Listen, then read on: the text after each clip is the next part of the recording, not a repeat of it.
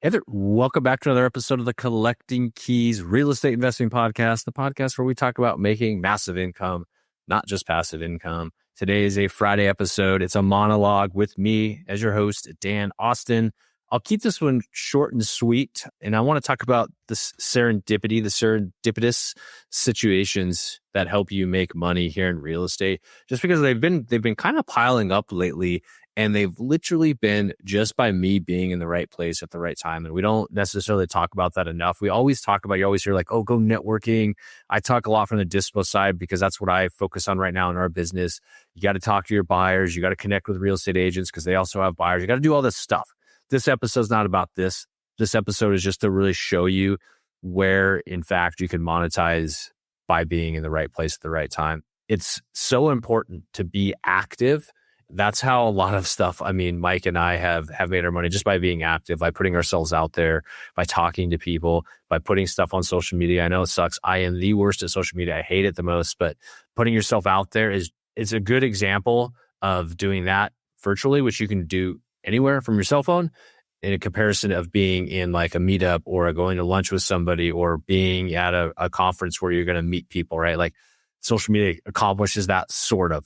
Being in person, I think still can vastly outpace that or do better. But in lieu of that, social media, you can reach a lot more people, especially if you're like popular or you're cool or you know what you're doing. Like I'm none of those things. So I post on social media and I actually get some feedback from people and have done deals that way. So it's worth it. But anyways, I digress.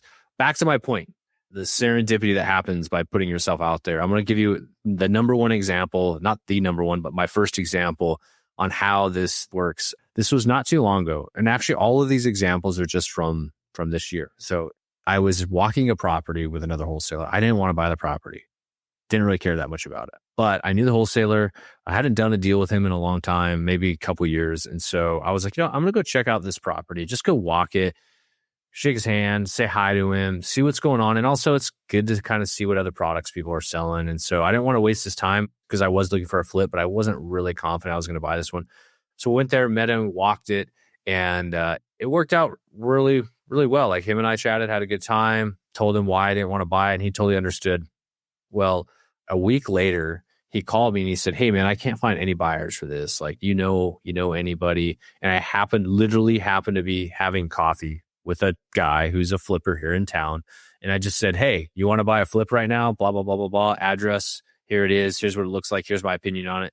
Yeah, sure. I'll buy it. Boom. $5,000 right there. Literally, I just said, hey, just give me $5,000 for this and for the connection, for the JV setup. And it was literally just putting myself out there, walking a property, having coffee with another flipper, and everybody's in a good mood. We're all buzzing on caffeine, and it just made it happen, and that to me is like, that is the ultimate serendipity, just being in the right place at the right time, talking to the right people. But it had to start by me getting out there.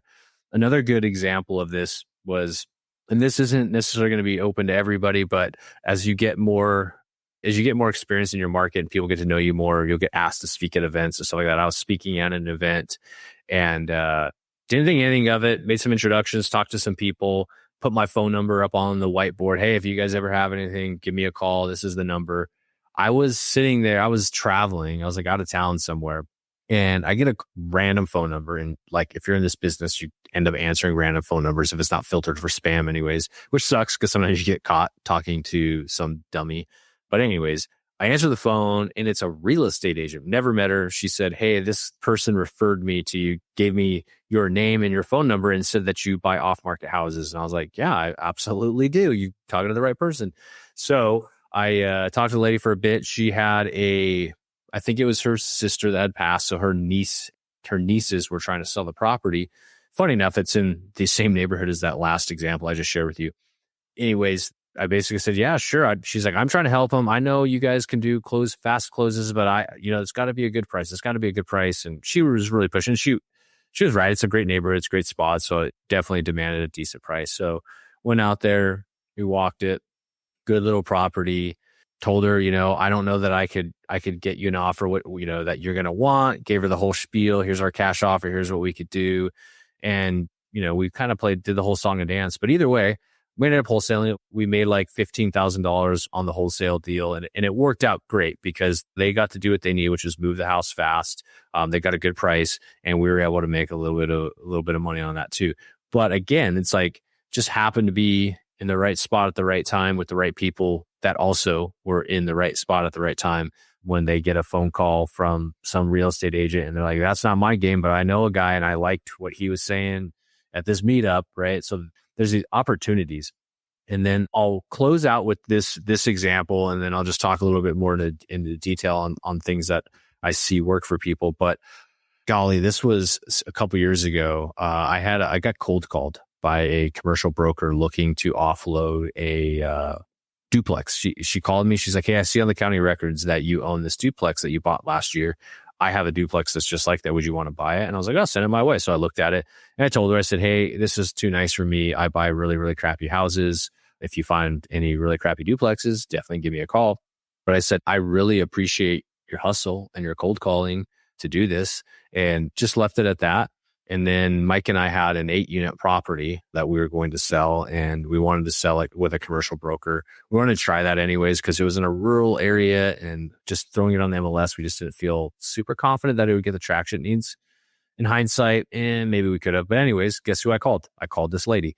And I said, hey, guess what? Remember that guy you cold called? Well, yeah. She said, yeah. And I was like, well, that's me. I'm the one dummy that answered the phone. And guess what? I'm going to give you my 8-unit listing. Would you want to do this? And she did. And she sold it for us. We made money. We got what we wanted for it. It was a great deal. Transaction was fine.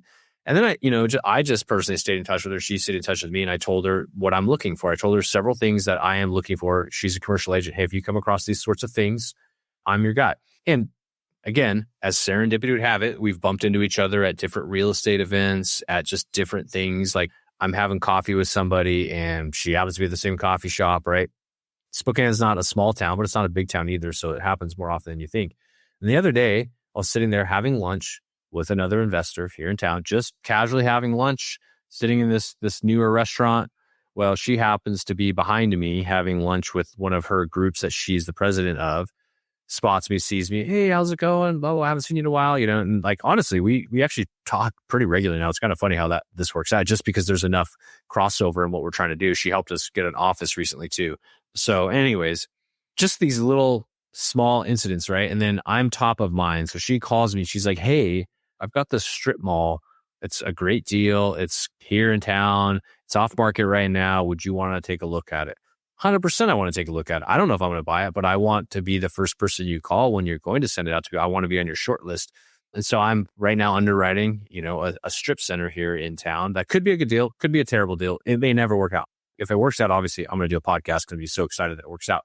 But it's those weird circumstances where you just happen to do something by putting yourself out there and the universe pays you back. And I want to share this as an example because we see it in our scale community where people finally start really turning the corner. And it's funny, the time that they start turning the corner from not doing any deals in the off-market space to starting to do deals, they make one good connection, or they start putting themselves out there and they start connecting the dots of the market and who the right people are to call. A lot of times I see it's that one person that they connect with, that one really well-connected real estate agent, that one wholesaler, that one flipper, and they do that one deal. And now they have the next one in the pipeline, and the third one, and the fourth one, and the fifth one. And this all comes from putting yourself out there and being in a situation that, honestly, it's never the situation that you try to put yourself in. It's something adjacent, something tangent. So if you're at that point where you're kind of stuck, you're beating your head off the wall, or you're trying to offload a deal, or you're trying to scale your business, you're trying to do something, think about these examples of serendipity. Honestly, none of the money I made on any of these weren't directly correlated to what I was trying to accomplish in those moments when I was there. The one where I made $5,000, I was literally having coffee with another flipper because I was, just keeping up with them, seeing where their business was at. And I literally got a phone call from something that took place a week prior to that. I wasn't never connecting those two. I wasn't trying to. So think about that. Like, what can you do to get yourself out there and do it? And I'm going to give you one last example, and I'll leave you with this, a little teaser here. Maybe we'll talk about it later. But, Mike and I started our hard money lending company And that has taken off with fire, not because we have all sorts of money and we can loan it out, not because we're better lenders than people, not because of we have better terms, anything like that. We do have better terms than a lot of people, and we are better lenders. But more importantly, we've talked about it and we've talked to a ton of different people. We were building experience over a long period of time as flippers, as wholesalers, as buy and hold investors, as business owners. We've talked to people, we've gone out there and we've told people what we're doing, and we've put ourselves in situations where you have me talking to somebody, they connect the dot and say, hey, this deal looks really good. Can you guys loan on it? Right. And so that has really underpinned our ability to do deals. So when we bring on investors, we have all these great borrowers that are solid people because we've really underwritten them over years. And then we also have all these great investors that want to join on and see what we're doing. And that's because we put ourselves in those positions. And sometimes serendipity is all you need. I'd rather be lucky than good, as they say. And so just think about that. Put yourself in situations. You don't know what the outcome is going to be. Sometimes it's going to be scary. You might not know anybody in the room, or you might not necessarily want to have to go spend your afternoon having coffee with somebody, but do it, because that weird thing when that person runs into somebody that they know, and then that person knows you now all over a cup of coffee. And now you have a lender, now you have a buyer, now you have somebody that can coach you on flips, whatever it is. That all happens. It all happens to you. You just have to do it and really put yourself out there and believe in the universe really paying you back. That's a little like woo woo here, but I'm serious. I just gave you 3 examples. I could have given you a dozen more examples, not because I was putting in the work, but just because I was in the right place at the right time. But you have to get out of your office. You have to get out of your shell. You have to go do those things for serendipity to play. So I'll stop saying that word because it's kind of hard for me to say. And I will leave you with this. I hope you have a fantastic weekend. Hit me up on Instagram if you think serendipity is dead and it's not a real thing, at InvestorManDan. I'd love to chat with you about it, or any deals you have or anything you're doing. So other than that, have a great weekend and we'll catch you guys next week.